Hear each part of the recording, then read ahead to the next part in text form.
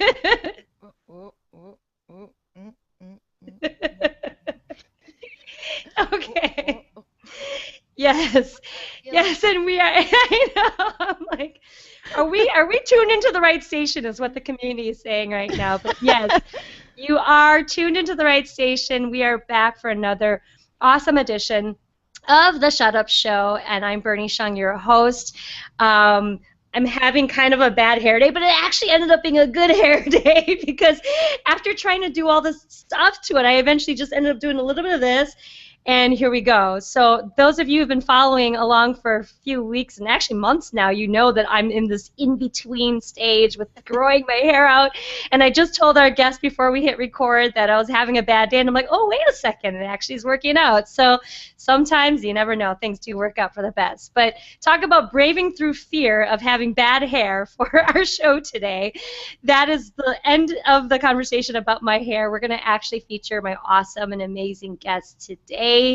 I met her a couple of months ago through mutual friends that we have, but specifically Carlton Taylor, who will also be on the Shut Up Show soon. But without further ado, I'm so happy and blessed to be able to have Megan Pangan join us today from Love and Entrepreneurship. Hello, Megan. Say hello. Hi, I'm really glad to be here, Bernie. Thank you so much for having me. Oh my gosh, the pleasure is all mine. As you said about me when I joined your show, I'm going to say the same thing here. The coolest thing about being able to bring on people that I handpick is that we get to have these awesome conversations just like we were having it without the camera. Without the fancy professional microphone, without this whole setup, because I would be having a conversation like this with people like you anyway. So, thank you Right. for joining us. I think the most important thing that people need to be reminded if they haven't seen a Shut Up Show episode yet is the whole goal of this show when I started it more than 18 months ago is that I wanted to create a platform where other entrepreneurs like me who feel scared shitless on your lone island every single day could have a place where it's like, oh, you're thinking that too. Like, oh, you worry still too. You're just as scared as I am. Awesome. Let's figure this out together. Let's find the mindset strategies to work through this, and let's help each other out to brave through this and get to the other side, because what ends up being on the other side is so magical and so beautiful, but we just have to stay in the game long enough. So I thought of you as somebody who'd be perfect to come on and have a conversation with us to talk about what moments did you have, Megan, that were where you were gripped with fear, you had so much doubt, but yet somehow you charged through it and you were able to get on the other side, and now you've got your own awesome podcast and you're doing some big shit in the world as well, which we'll talk about in a bit. But with that, thank you again for being here. Let's start by building the foundation. Let's tell everybody about who you are and what you do in this lovely world today. Oh, thank you. Yeah, you were just describing my whole like journey for the last year and a half because I was so afraid and I didn't realize it was fear that was gripping me, that was keeping me back. I didn't know it was this fear of X, Y, and Z. And what I do is I talk about couples in business, and it has evolved pretty haphazardly over the last, 2 years actually, just trying to figure out what I wanted to do in this space. I knew I wanted to be an online entrepreneur, and I just had to get the hell out of my corporate job. I was like, I do not want to do this anymore. It scares me to shit to think about like if I have to stay here and become my boss. And so I didn't even have a plan. I just basically jumped over to the other side of online entrepreneurship. I had, my inspirations like David Simon Garland, Pat Flynn, Tim Ferriss.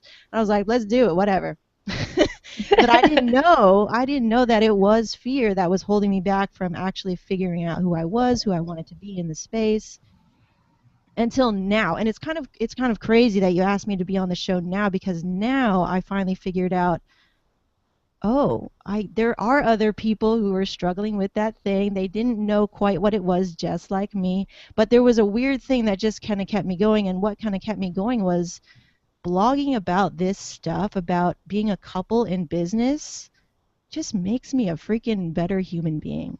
I have to do it. Like you said, I was just listening to you before we went live, and you're like, you know what? I do this not for the numbers, not for the logistics. I do it because I love it. And I don't care about the freaking numbers. I have to do it. There is no other choice. And I was like, oh, that is so good because that is exactly how I feel. Like, Yes, I have one viewer for my Shin Kicking Mondays. Yes. no, I was like, oh my God, that is me. Because I was talking to Navid and I was talking to Jared Easley, and they were like, oh, we figured out how to get more downloads and stuff like that. I was like, okay, cool. I don't really care. I mean, it's funny that you're asking me to like, join you in getting more downloads and stuff, like doing this experiment. And then I was like, yeah, I don't really care. I don't do it for the number. If I did it for the number, then I don't know what that would make me. I have to do it. I have to talk about being a couple in business because otherwise I wouldn't become who I want to be in my partnership, in our business together. And that is so crucial to me. That's so important to me. But yeah, the biggest thing was like realizing that I'm not the only one starting off doing this thing, and why didn't I go out and ask people to help me out or be like, hey, I don't know crap, can you help me out? And Right. I didn't know that that was something that I could do. I wasn't even aware of that, and now I am. Like now I'm so about building relationships and networking with purpose. And from a place of authenticity, not just to be like, oh, this guy's going to help me out in the future. Like Right. I'm so transcending that. Like I don't want networking to be that type of term when I talk to people about why I network. It's because I actually like this person. I actually like you, Bernie. Like we could be friends if you weren't in Wisconsin, right? So like that, I think that's the kind of thing that I'm kind of realizing. And I was such a antisocial mother, because like I Well, think. I mean, I have a few questions, but I'll hold off on them. You talked about your corporate job before, but you Mm, didn't tell us what you did. So maybe that oh, might kind of lend to this part of the conversation, right? This whole sure, sure. being antisocial, maybe a little introverted. So what were you doing before this work, Megan? What it wasn't that I was like people are bad. It was just like I was a an inspector in Hazmat. So what I would do is go to small businesses, big businesses, and see if they were complying to the regulations of hazmat, handling and operating and stuff like that. And that was pretty social actually. And that's where I kind of started to build my social skills, people skills, because I was very, very lonerish in high school, in college, and stuff like that. That's because that's how I am, and I'm a super introvert. Like I'm a gamer. You just lock me away in a room with like my things, and I'm good. But that doesn't work. That doesn't work in In the the real real world. world. So with that job, I learned how to like talk to people about their businesses and stuff like that. But I didn't like checking in, and I hated the fact that you had to go through this system of red tape, especially within corporate, especially within government. There's just so much crap that you have to go through to get stuff done. And I was like, this is so inefficient. I'm going to blow my brains out because there's so many things that I could see that could change within this thing that I do. And it was never going to happen because you have to go through all of these hoops. And at that time I was reading like 4 Hour Work Week by Tim Ferriss, of course. What else? What else? What else would make me go into entrepreneurship? And I was like, oh my God, I'm so angry. This is so inefficient. I quit. And that was it. And now I'm here, like 2.5 years later. Oh, it's like 2 years. I guess it's like 2 years. I quit in 2012. Now I'm here talking about basically my life and how I'm improving it, being a couple in a business, running another business. So yeah, that's what I did before. How cool is that? I mean, and here's another, I guess, feedback that comes out of what you just said, and I'll come back to the two questions I had before. But don't you find it pretty interesting, Megan, that sometimes a thing that we've been doing for a very long time, and then we leave it to do something else, somehow the lessons that we learn from that, or maybe the expertise that we gain in that, actually lends to the work that you do now. And it almost makes you even better at the Oh work you yeah. do now because of what you did before. So you probably talked about efficiencies, you probably talked about like regulations and doing your due diligence to understand, Due different things. diligence. Right. I know I made myself sound really smart, but IQ just Mm. shot up right there for a second. No, But that was just the language. That's like, right, dude. right. So the thing at the time was these are the things that probably made you feel a little handcuffed in the work you did. But these are probably the things that you became really good at, or maybe you naturally were really good at that you can still incorporate into the work that you do now as an entrepreneur and still be successful at what you do now. I mean, and real quick example, I mean, for me, I started out in sales and like customer service, and I vowed to never get back in sales again after I leapt from that corporate job to become an entrepreneur slash, life coach. And all I do is selling and It's marketing, right? So thank goodness yeah. that I had that experience, because I think that helped me to ramp up a little bit faster, maybe than had I never had the sales or marketing or even the business experience prior to that. So have you found that your past experience as a hazmat specialist has helped you to do some of the work you do today? I think so, definitely. It helped me get out of my shell and just like when I had to go say, inspect somebody, I have to go to the business owner and be like, "Hey, how's it going?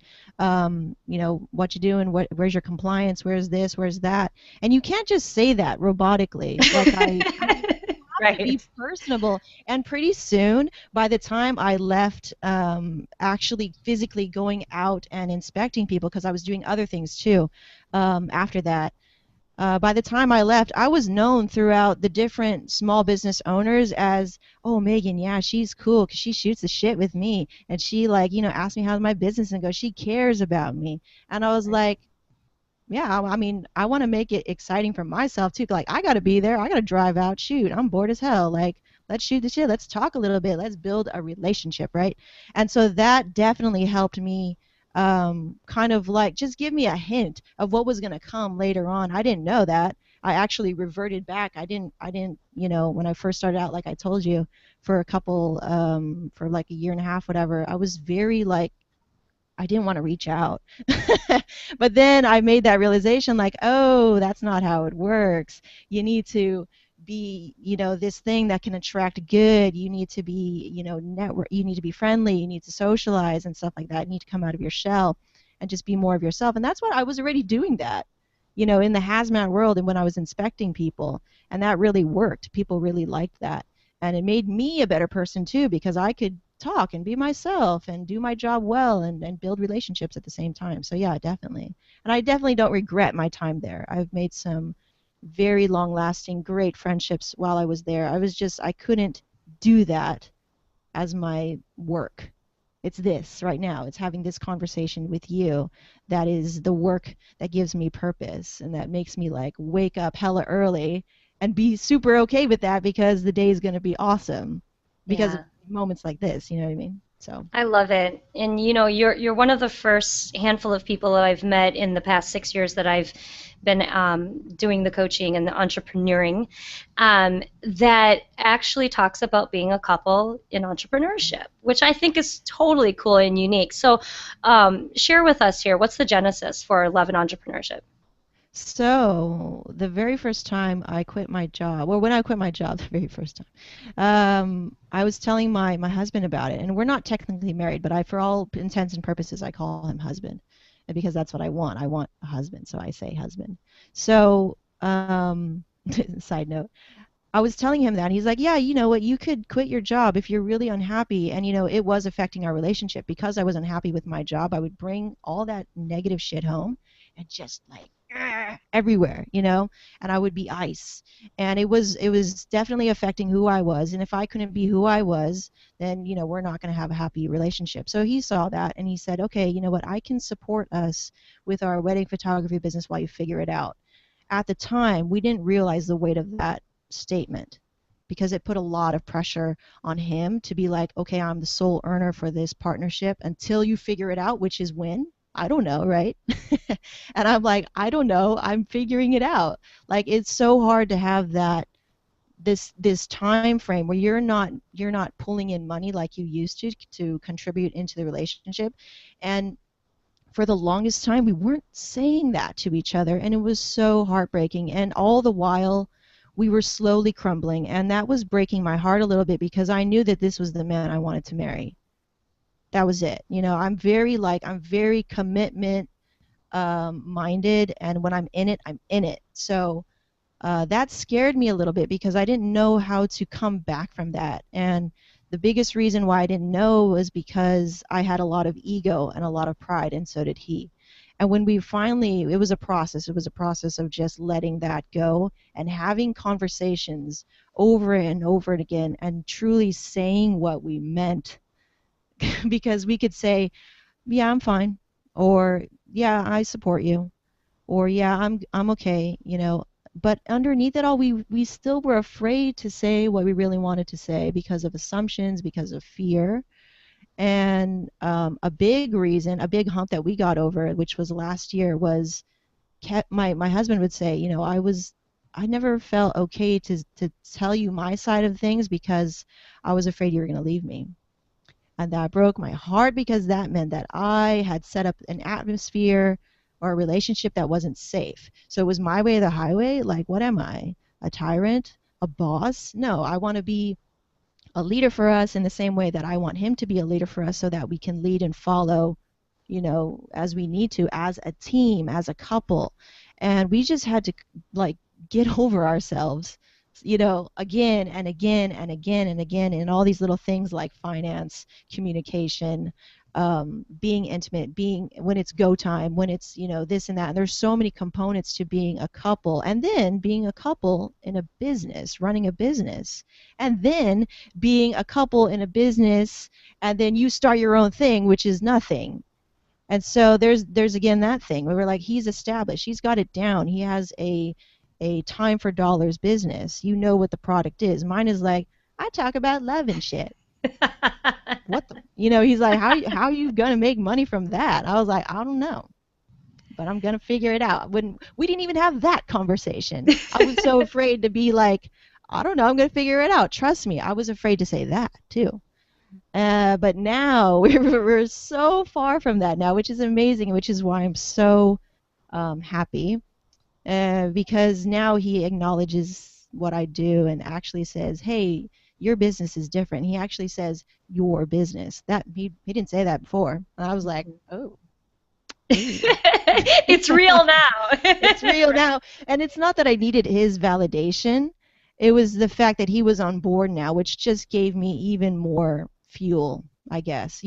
All throughout that time, I had to be unbreakable. And there were a lot of moments where I was like, he doesn't get it. I can't go to him. He doesn't speak the language. And that scared me because this was the man I was supposed to, again, spend the rest of my life with. And you can't have that mess. I ain't going to get time for that. When, like, your partner doesn't believe in you, like, that is soul crushing. And you need to have, like, something that can bring you through that, which was, I don't know. I think just talking about it, going on podcasts and making relationships, that's what brought me through it. I try to figure out why were we able to keep going? Like, what made me keep going? I don't know. I think because I like this stuff, you know, making these kinds of, relationships and having somebody to talk to about it and finally opening up. But yeah, that's where that came from. So that's where it all came from. I love this conversation. I didn't expect you to share that much, but I'm glad you did because I think we would have taken the conversation there with the follow-up questions that I had. And the one that I really want you to elaborate on, because I think this is what people are kind of waiting for. They want to hear answers to this, but we often don't say this, openly in public for other people to hear. But now that you've gotten over that hump, right? That whole, I'm afraid to speak my mind, I'm afraid to be authentic, I'm afraid to be completely honest because he might leave me, or as he thought, she might leave me. Mm-hmm. What do you think the root of that cause was? What do you think that actual thing was that you were really afraid of, that if you did this, then that would happen for you? I know you can't speak for Kevin, but what about you? Yeah. What do you think that was? Let's see. For him or for me, I think that um, it's that it's so kind of heartbreaking because if I like this was my fear. Like if I didn't make this business successful, which meant successful to my husband means dollars. Okay. And I had to communicate that there are more facets to the word success, and he needs to understand that, because this thing that I'm doing does doesn't do that, right away. Maybe, that is the plan in the future, but there's a lot of foundation, there's a lot of climbing to do in the beginning. I'm up for the climb. I had to ask him, are you willing to support me when I'm climbing? And are you willing to understand the why behind everything? And I think he was able to understand the why and all of that stuff, because we were able to incorporate the things that I'm doing right now to be seen, to build the brand, to figure myself out too. Like, I'm still trying to figure out and developing the online presence that I want to show. And it's more just being more of yourself, but you have to kind of dig away at the layers that you've kind of caked on over the years. We're incorporating these ideas into the business that we already have, that is already established. And so he can see the proof, which now does not have to be dollars anymore, in online transparency, personal branding, and things like that. So he's seeing other facets of this word success, and that for him is the proof that makes it okay to do this type of work, without these other expectations of, will this be successful or not, or am I wasting my time with this girl? And it's just funny because he's so willing to just support me. He's like, if it comes down to that, he will just support me. But that makes me feel like a freeloader. And when I didn't say those words, but like, I want to be there for him in the fact that I am also contributing to this relationship. Not 50-50 per se, but I'm giving the best of all that I have. Which, Right. when I said that to him, that's enough. That's enough for Right. us. So it depends on every relationship, on how you kind of fill the gaps for each other, and that's how we do it for now. Of course, I want to make that, I want to bring the financial back into the equation on my side, but a lot of it is climbing right now, and he's okay with that. And that came from just being really, really straight up, having a lot of conversations, really long ones too, Hmm. and really vulnerable ones, really scary ones, where it's like, these are my hopes and dreams, these are my ambitions, and shit, man, like, I'm really scared telling you this right now, but like, this is it. And I think that vulnerability, um, shown to him, made him, I think, believe in me more, because I was able to say all that with like tears running down my face and stuff like that. And so he could see my authenticity, that I'm not just dicking around Yeah. on the net and stuff like that. I'm doing it with purpose. And we can use this stuff. It's not like, it's all theoretical. It's proven. So, yeah. I love your response, Megan, because I know you and we did talk quite a bit about other stuff on your podcast, but I know we didn't really dive deep here. But the really cool thing about this, where this conversation is going, is this is something I've been talking about for years now.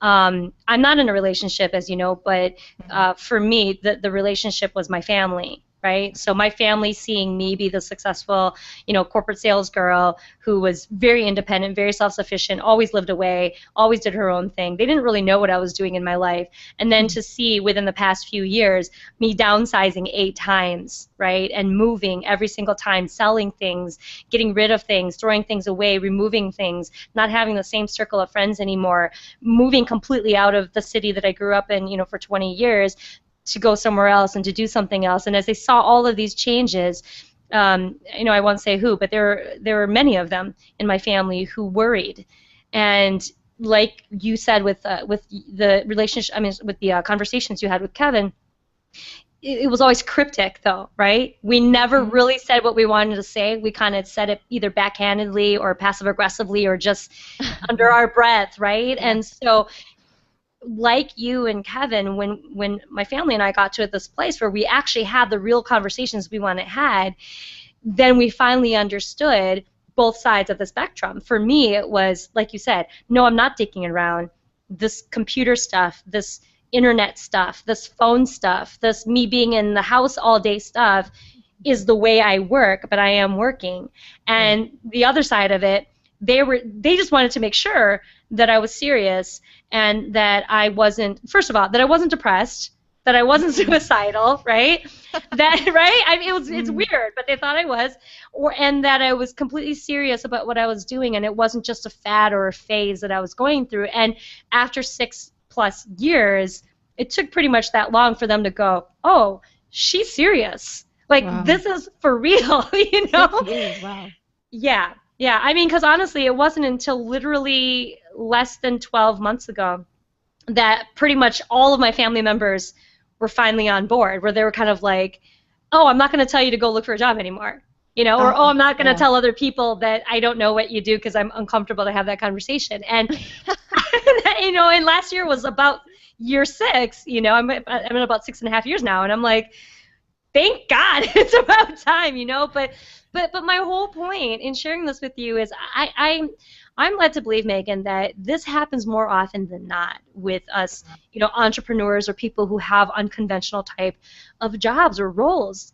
And it's until we have those tough conversations and we're truly honest with the people that we care about and vice versa, that we can finally be on the same page and understand there's nothing to worry about anymore. I believe in you even more now, and I trust even more now that you have the ability to see it through and to make it through because you've come this far. Yeah. So that being said, I know it's kind of like a long piece of feedback there, but No, that no, being it's good. said, I think kind of back to one of the first things that you were saying when you left your job. Mm. What does compel you to do this work? I know we talked a little bit about, well, I didn't want to be doing this anymore, right? But what is compelling you to have this insatiable hunger to do the work that you do today? What's fueling you? I love being at home and building this home. I have this thing, this kind of like dream, this kind of vision that drives me, and it's this incredible home and family feeling. And I come from a background where I was home all the time and I didn't mind at all. Okay? Like I didn't go out, I didn't club, I didn't party. I'd never really dated or anything like that. And that was fine because I had my family and my sister. I always had like one friend in school, and that was fine. Like I'm fine with that. But that feeling, that feeling of family and of home really drives me, and so I love the fact that I can work from home. That was like rule number one when I quit the job. It was like rule number one, I want to work from home. I want to wake up hella early, not to go to a job, but like to just do stuff for myself, or just wake up and have like 3 cups of coffee just because, and then go to work or whatever. Or, skip all that and work out, or skip all that and just sit on YouTube and watch some videos. I don't know, whatever. So working from home. And then secondly, it wasn't this before, but what it's turned into is that blogging about this, documenting my everyday feelings about my relationship, what I'm doing in business, the people that I'm meeting, that excites me. I've always documented my life before, like we'll, go on a family vacation and I would create little iMovies for us just to watch because I was like a nerd and I, was kind of savvy with tech stuff. And so I like documenting things and creating scrapbooks and stuff like that. So it's like this is my this is my big ass scrapbook, meganpangan.com. It's just a scrapbook. And like that really drives me because I like doing that stuff. I like putting it together and then looking back on it and be like, "Oh my god, you're so retarded." And then I look at myself. And then it keeps me accountable to being better. Especially in my relationship. I think um, being in a relationship, you learn the most about yourself. It's the place where you can develop yourself the most is when you're in a relationship. Sometimes you can definitely develop yourself when you're single for sure, but you're pushed. You know what I mean? Like there's certain things where like your certain buttons are pushed that are wouldn't be pushed when you were single. and that's like, okay, crowding, living with somebody else, or somebody not picking up after themselves, somebody not emptying the dishwasher, stuff like that, First world problems. first world problems. And like, how do you deal with that, right? And then, on the more serious side, how do you develop yourself and keep your individuality when you're with somebody? How do you maintain your individuality? Because you start to mirror each other and reflect each other when you're with somebody for so long. And how do you maintain your own ambition and stuff like that? And because for a while I followed him. I was like a follower. I'm like the perfect follower ever. Like, I will adapt to everything that you do. I'll read you very, very carefully and almost anticipate your next move, because that's how great of a follower I am. Because, but, how do I overcome that within my partnership and be my own person and stuff like that? And all of that is documented on the blog, and that is why I do it. And it just makes me better. I see it. I see how far I've come from even 3 months ago and 3 months before that. And it's so much more faster because I'm impatient as hell. So like, if things can move, I'm like, sweet. If I'm becoming a better person faster, I like, dope.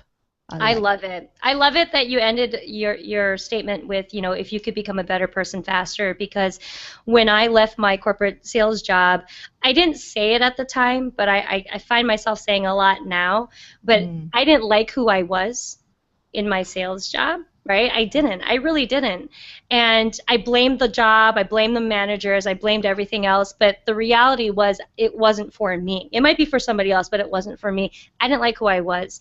And when I decided to choose life coaching and motivational speaking as my next career, I fell in love with that because in the process of learning how to become a better coach and how to become a better speaker and in general a better entrepreneur, because I had no idea that was the biggest thing I was going to have to learn of the three, right?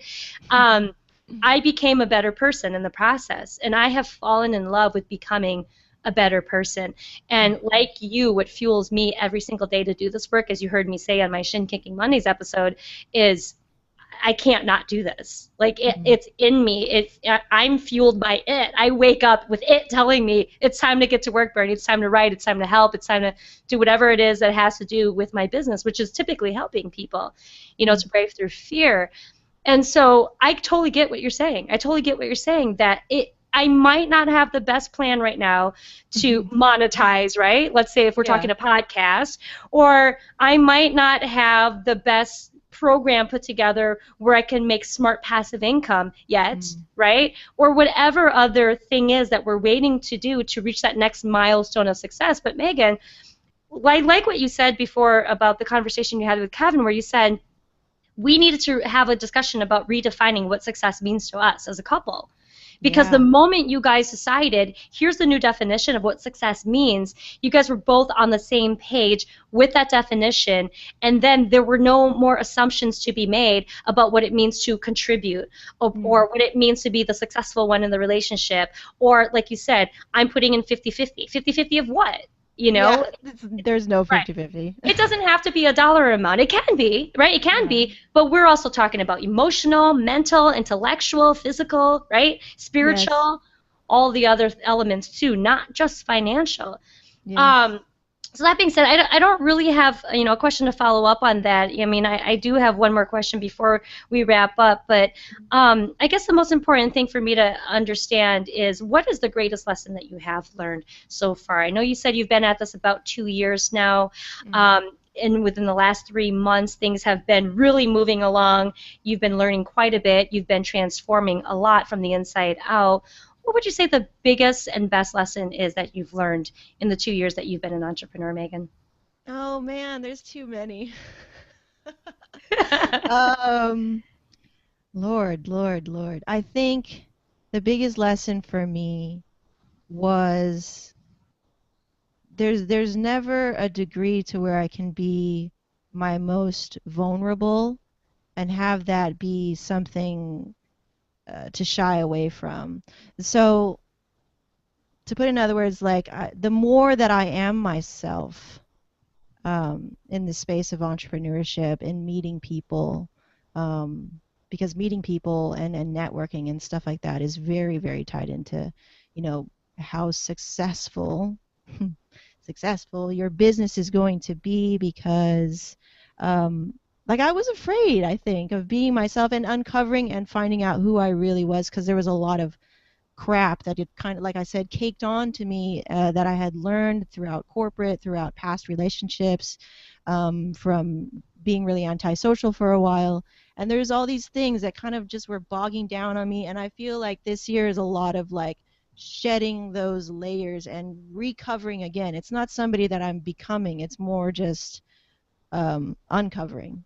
Like it's been there. It's been there. I just, I hushed it, or I thought it was stupid, or I thought she was stupid and dumb and naive, and so I put her away. And that's what I feel like. It's more shedding of those layers and like being my most vulnerable self, and not being afraid of that. Like it's okay. And then when I made that realization where like, oh, I can be a jarhead, and that's okay too. Like I don't know anything, but it's just being really like, detached from these expectations that I used to have of myself, and then blowing those whatever expectations out of the water, because, um, I just did it anyway, regardless of the outcome. So yeah, in a I love it. weird. Sorry if that didn't make sense, but that's kind It of how totally I did. feel. It totally did. I mean, I would sum it up as don't follow best practices, just be and just do. Just do, yeah. It's so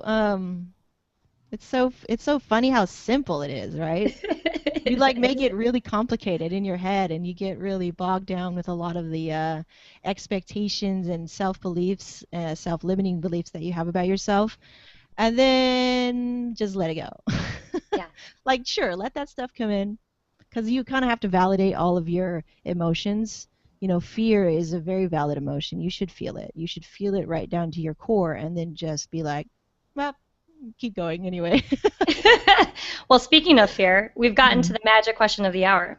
mm, You ready for it? I'm ready.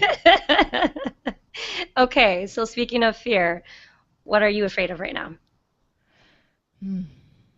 I am afraid of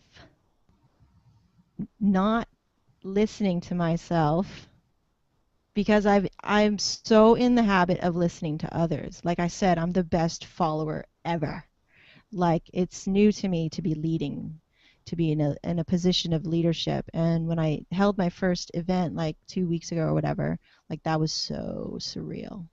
Because I've never been in that position ever, where I'm hosting something or leading people in discussion, or stuff like that. And I did that because I didn't listen to anybody during that time. I was just like, I want to do something cool, and I just did it. And then it turned out to be a success, I thought, on a lot of levels. I failed on some other levels, which was fine, because I already code the word fail in my brain as lesson. So I'm like, I'll just use that, because it's funnier. I'm like, yeah, I had a lot of fails, but like whatever. Um, but yeah, I'm afraid that sometimes I won't listen to myself, and I'll hush that person away sometimes. And I have a very easy habit of doing that, because I've done it so many times in the past, and it's gotten me a lot of really really sticky situations. So that's what I'm afraid of, because a lot of things are changing right now, and it's very easy to take on other people's opinions of your business and the direction that you should be going.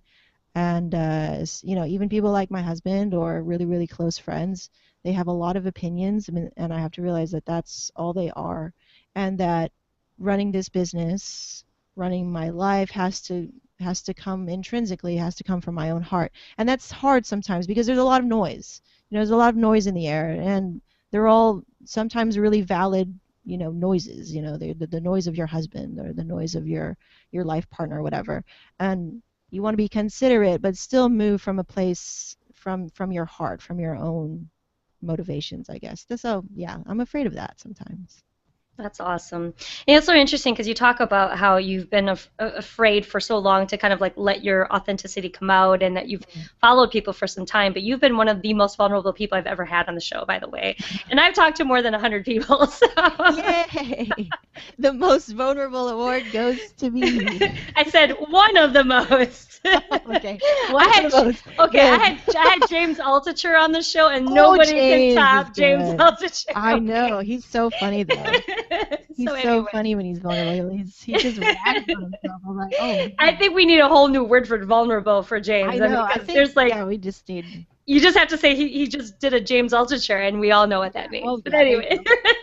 James but Altucher doesn't anyway, mean no, I appreciate the honesty and vulnerability, and I think some of the challenges with finding the right guest for the show, Megan, is that some of the people who are successful who I could have on the show aren't necessarily fit for the show mm, because not everybody is necessarily comfortable with being vulnerable yeah, publicly and openly like this, especially yeah. live, right, on Oh, for Google sure. Hangouts. So I Yeah. really appreciate it. Thank you.